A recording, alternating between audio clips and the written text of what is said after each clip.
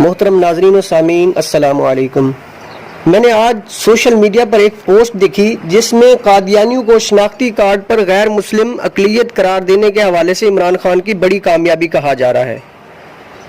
تو اس غلط فہمی کو دور کرنے کے لیے میں نے یہ ویڈیو بنانا ضروری سمجھا۔ میرے بھائیوں، عمران خان کا قادیانیوں کو سرٹیفائیڈ غیر مسلم بنانا اور ان کو اقلیت ڈکلیئر کرانا قادیانیوں کی حمایت کا بہت بڑا سپورٹیو آسپیکٹ ہے۔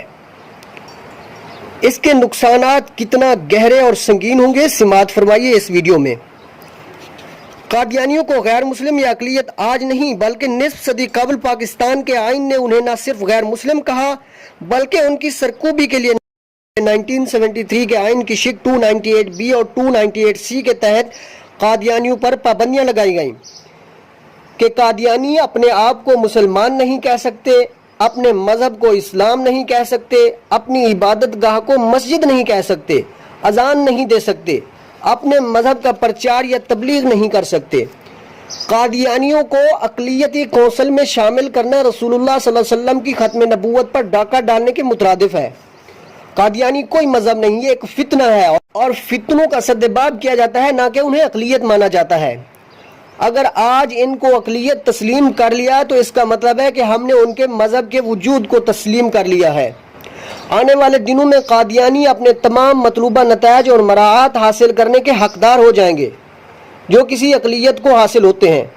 جس طرح عیسائی ایسٹر اور کرسمس سیزن سیلیبریٹ کرتے ہیں، ہندو ہولی اور دیوالی مناتے ہیں، سکھ بیساکھی مناتے ہیں، اسی طرح قادیانی بھی مرزا ملعون کی پیدائش و وفات کے دن منائیں گے، علل اعلان جلسے جلوس کر سکیں گے۔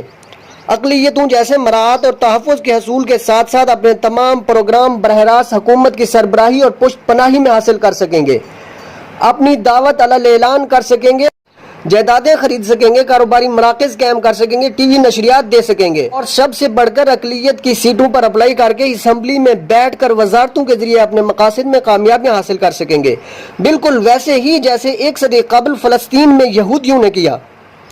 سامعین، آج سے 100 سال قبل فلسطین سلطنت عثمانیہ کا ایک صوبہ تھا اور سلطنت عثمانیہ کے قانون کے مطابق یہودی فلسطین میں بیت المقدس کی زیارت کے لیے تو آ سکتے تھے، لیکن وہاں پر نہ تو زمین خرید سکتے تھے اور نہ ہی آباد ہو سکتے تھے۔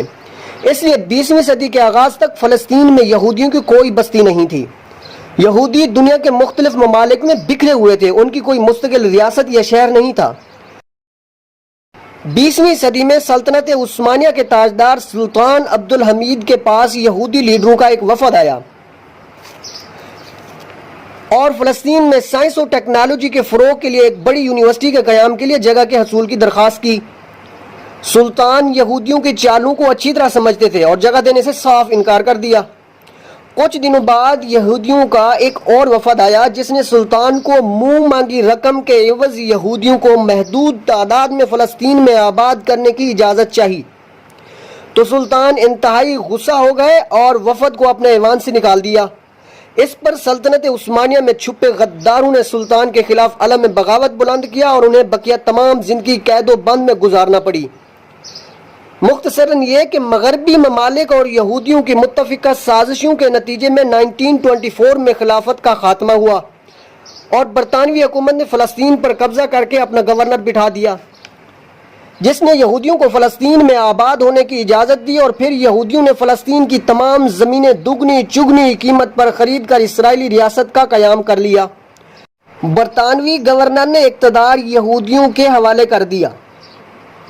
محترم سامعین، آج قادیانیوں کی پشت پناہی وہی یہودی کر رہے ہیں اور اسی اصول کے تحت ضلع چنیور درہ چناب کے قریب واقع ربوہ، جسے آج کل چناب نگر کہا جاتا ہے، قادیانیوں کا ہیڈ کوارٹر ہے، جسے 1948 میں قادیانیوں نے بھارت سے پاکستان منتقل کیا تھا اور قادیانیوں نے وہاں پر دگنی چگنی قیمت پر زمینیں خریدیں اور احمدیت کے فروغ کے لیے شہر بسایا۔